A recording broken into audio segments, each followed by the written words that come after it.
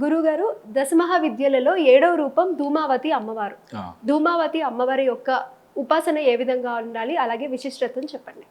ధూమావతి అంటే ఉచ్చాటన దేవత. ఈ అమ్మ అసలు ఈవిడ యొక్క రూపమే చాలా విచిత్రంగా ఉంటుంది. చాలా వృద్ధురాలి రూపంలో ఒక చేట పట్టుకొని, ఓకే, కాకి ధ్వజంగా ఉంచుకొని ఆవిడ యొక్క ఒక రథంలో వెళ్తూ ఉంటుంది అనమాట. అంటే చాలా విచిత్రంగా ఉంటుంది ఈ యొక్క రూపమే. అసలు ఈ అమ్మవారి యొక్క రూపం, ఈ యొక్క కథల గురించి వెళ్ళినప్పుడు, అంటే దక్ష ప్రజాపతి చేసిన యజ్ఞానికి అమ్మవారిని పిలవలేదు కదా, సతీదేవిని పిలవకపోయినా అమ్మ వెళ్తుంది. అమ్మ వెళ్ళి అక్కడ అవమాన భారంతో తనను తను దహించుకుపోతుంది. దహించుకుపోయినప్పుడు ధూమం అంటే ఒక పొగ ఏర్పడుతుంది కదా, ఆ పొగలో నుంచే పుట్టిందే ధూమావతి అని చెప్తారన్నమాట. మనకి ఆ ధూమావతి అక్కడ అత్యంత శక్తివంతంగా తయారై అమ్మవారు అక్కడ చాలామందిని సంహరించిందని కూడా మనకి పురాణ గాథలు ఉన్నాయి. మరి ఇలాగే అమ్మవారి యొక్క ఉద్భవం గురించి ఇంకో కథ కూడా ఉంది ఇంకో పురాణంలో. ఇక్కడ మనకి అమ్మవారి కంటే ఒకరోజు విపరీతమైన ఆకలి వేస్తుందంట. కానీ స్వామివారేమో విపరీతమైన ధ్యాన ముద్రలో ఉన్నారంట. ఆయన చాలా డీప్ మెడిటేషన్ ఉన్నారంట. అమ్మవారి కోపం వచ్చి స్వామివారినే మింగేసిందంట.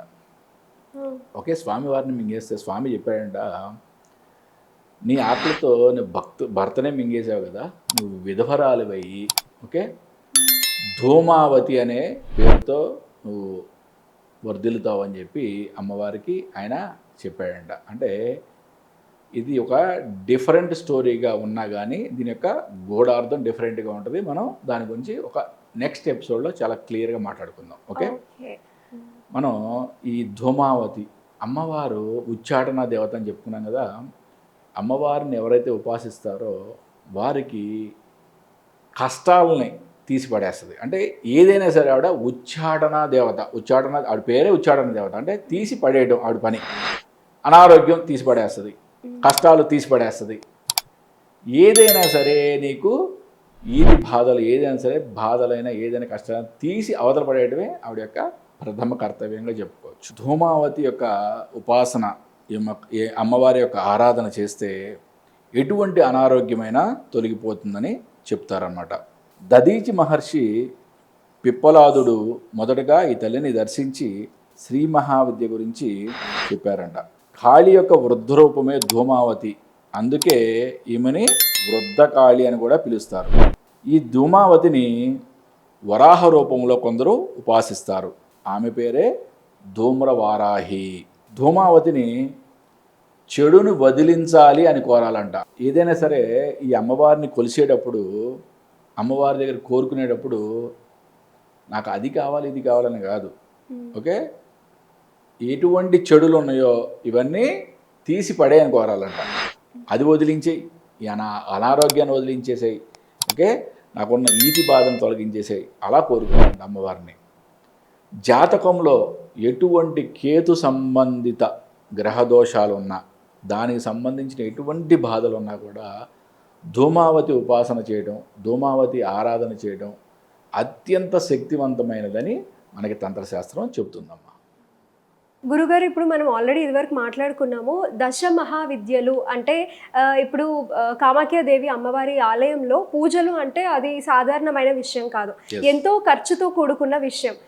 మరి దీనికి పరిష్కారం మన దగ్గర ఏమన్నా ఉంటుందా? దీని గురించి మీరు ఏం చెప్పాలనుకున్నారు?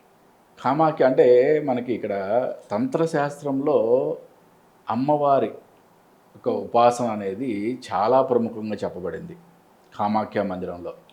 కామాఖ్య మందిరంలో అమ్మవారిని వామాచార, కౌళాచార, అఘోర పద్ధతుల్లో ఉపాసిస్తారు అమ్మవారిని.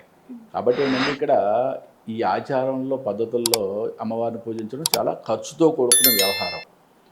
ఇక్కడ మనం ఏంటంటే రేపు రాబోయే గుప్త నవరాత్రుల్లో ఆషాఢ మాసంలో జూలై 6వ తారీఖు నుంచి 15వ తారీఖు వరకు కామాఖ్యాదేవి మందిర ప్రాంగణంలో శతచండీ సహిత, రుద్ర సహిత దశమహావిద్య మహాయాగం మనం నా ఆధ్వర్యంలో చేస్తున్నాం. అంటే ఇక్కడ మనం కలశ స్థాపన, మండపారాధన ఇవన్నీ కూడా అమ్మవారి యొక్క మెయిన్ టెంపుల్లో ఉంటాయి. మనం ప్రతిరోజు చేసే అమ్మవారి యొక్క హోమాలు అన్నీ కూడా ఈ ఆలయ ప్రాంగణంలో మాత్రమే జరుగుతాయి. ఇప్పుడు జనరల్గా ఎవరన్నా ఒక జాతకుడికి ఏదన్నా దోషాలకు సంబంధించి పరిహారాలు చేసుకోవడానికి మేము కామాఖ్య వెళ్ళాలంటే గురువుగా నేను, నాతో పాటు వేద పండితులు ఒక 4-5 వేద పండితులు, పరిచారికులు వీళ్ళంతా అప్ అండ్ డౌన్ ఛార్జీలు ఓన్లీ ఫ్లైట్కి 1.5 lakh రూపీస్ ఖర్చు అవుతుంది. అవునా కాదా? ఓకే, అక్కడ పూజలు మోస్ట్ ఎక్స్పెన్సివ్. ఓకే, రెండవది కౌలాచార పద్ధతుల్లో అక్కడ బలి కార్యక్రమాలు కూడా ఉంటాయి కాబట్టి అవి కూడా చాలా కాస్ట్లీ అఫైర్ కాబట్టి ఖర్చు ఎక్కువగా అవుతుంది. కానీ ఇప్పుడు జూలైలో మేము 10 రోజుల పాటు మేము అక్కడే ఉంటున్నాం కదా ఈ మహాయాగం కోసం. కాబట్టి ఈ 10 రోజుల్లో ఎవరైనా కనుక మేము ఎప్పటి నుంచో అనుకుంటున్నాం ఆ తల్లి దగ్గర మేము పలానా బగలాముఖి చేయించుకోవాలనుకుంటున్నాం, కమలాత్మిక చేయించుకోవాలనుకుంటున్నాం, భైరవి చేయించుకోవాలనుకుంటున్నాం, షోడశి చేయించాలి లేదా కాళీ ఉపాసన చేయాలనుకుంటున్నాం, మీకు ఏది చేయించుకోవాలనుకున్నా కూడా సంప్రదించండి. నేను అక్కడ మీరు విడిగా వెళ్ళి చేసుకునే అయ్యే ఖర్చులో 25 to 30% మాత్రమే మీకు అయ్యే ఖర్చు అయ్యే విధంగా మనం చేసి పెడతాం. ఎందుకంటే ఈ యొక్క అద్భుతమైన అవకాశం మేమందరం కూడా అక్కడ 10 రోజులు మా యొక్క లోక కళ్యాణార్థం, లోకక్షేమం కోసం చేసే మహాయాగం కోసం మేము అక్కడే ఉంటాం కాబట్టి ఈ యొక్క అవకాశాన్ని ఎవరన్నా కామాఖ్య మందిరంలో చేయించుకోవాలనుకునే వాళ్ళు తప్పకుండా ఉపయోగించుకోండి. అది కాకుండా నేను ఇంకొక విషయం కూడా మరీ చెప్పదలుచుకున్నా. ఇది లోక కళ్యాణార్థం మేము చేసే యాగం అని చెప్పాం క్లియర్గా. అంటే మరి డబ్బు నేను ₹1 కూడా ఇవ్వలేను అనుకునే వాళ్ళు ఈ యొక్క యాగం అద్భుతంగా జరగాలని సంకల్పం చేసుకోండి. ఓకే, మీరు యాగం అయిపోయిన తర్వాత ఆషాఢ పౌర్ణమి రోజు మణికంఠ పూజా స్టోర్, షాపూర్ నగర్, జీడిమెట్ల, హైదరాబాద్. ఆ రోజు స్వయంగా నా చేతుల మీదుగా నేను అక్కడ మీకు యాగ భస్మాన్ని, అమ్మవారి యొక్క రక్షణా కంకణాలని కూడా మీకు ప్రసాదంగా ఇవ్వబడుతుంది. ఓకే, దీనికి ఎటువంటి రుసుము చెల్లించాల్సిన అవసరం లేదు. మరీ గుర్తుపెట్టుకోండి, నేను ఏమి ఇవ్వలేను కానీ నేను అమ్మవారి యొక్క ప్రసాదం కావాలనుకున్న వాళ్ళు ఆ రోజు అక్కడికి రండి నేను చెప్పిన ప్రదేశంలోకి. ఆ రోజు నేను స్వయంగా ఇస్తాను. కానీ తర్వాత 10 రోజుల వరకు కూడా ఓకే ఆ ప్రదేశంలో మణికంఠ పూజా స్టోర్లో మీకు ఆ ప్రసాదం అనేది లభ్యతలో ఉంటుంది. ఈ యొక్క అద్భుతమైన అవకాశాన్ని అందరూ వినియోగించుకోండి. అమ్మ కృపకి పాత్రలు కండి. వావ్! అంటే ఇప్పుడు చాలామంది ఉంటారు డబ్బుకి వెనకాడి కొన్ని హోమాలు, యాగాలు ఇట్లాంటివి చేపించుకోవాలనుకుంటారు. కానీ డబ్బుకి వెనకాడి చేపించుకోలేకపోతారు. ముఖ్యంగా కామాఖ్య అమ్మవారి దేవాలయంలో పూజలు అంటే సాధారణమైన విషయం కాదు. దానికి మీ దగ్గర చక్కటి పరిష్కారం ఉంది. అలాగే ఎంతోమంది తప్పకుండా మీరు జరిపించే ఈ పూజకి హాజరయ్యి అలాగే వీలైనంత విరాళాన్ని అందిస్తారు అనుకుందాం గురుగారు. సో చూస్తున్నారు కదా, మీరు కూడా కింద కనిపిస్తున్న డిస్ప్లే నెంబర్కి కాల్ చేయండి, ఇతర వివరాలను తెలుసుకోండి. నమస్తే గురుగారు. నమస్తే అమ్మ, హరి వంశు.